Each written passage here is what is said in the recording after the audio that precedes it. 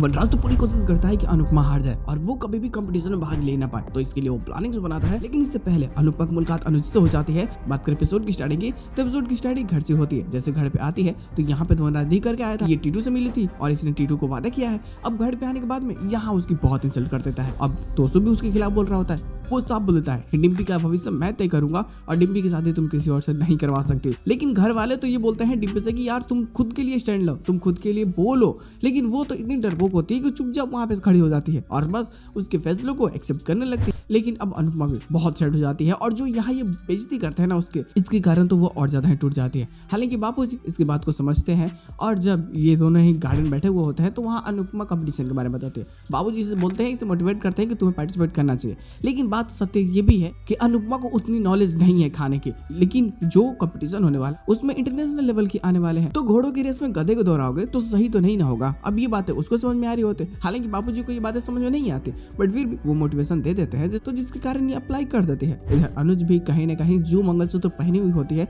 तो श्रुति से ले लेता है। लेकिन श्रुति भी जो चैन मतलब इसके डैड ने बनवाया अनुज को दे देती है। वो बोलती है कि अब हमारी शादी की शॉपिंग करनी है, तो इस चीज को लेकर के कहीं ना कहीं बहुत खुश होती है कि हम चलेंगे, जो दुकान है वो पहले से चुन के रखी है उसी पे जाकर के शॉपिंग करेंगे।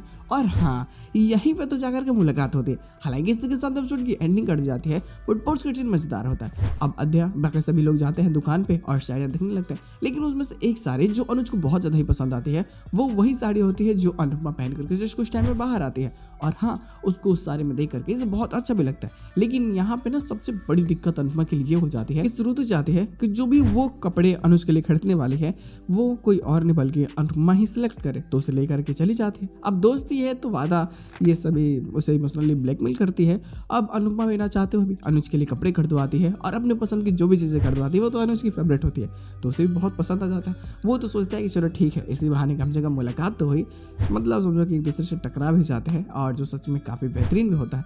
देखना बेहतरीन होगा कि आने वाले एपिसोड में और क्या बेहतरीन प्लॉट्स हो सकते हैं। हालांकि थोड़ा सा एपिसोड डिले है, थोड़ा सा और वेट करना पड़ सकता है। उम्मीद करता है कि आने वाला एपिसोड और ज्यादा बेहतरीन हो ताकि मजा आए और थोड़ा सा प्लॉट्स खुद को एक्सप्लोर कर सके।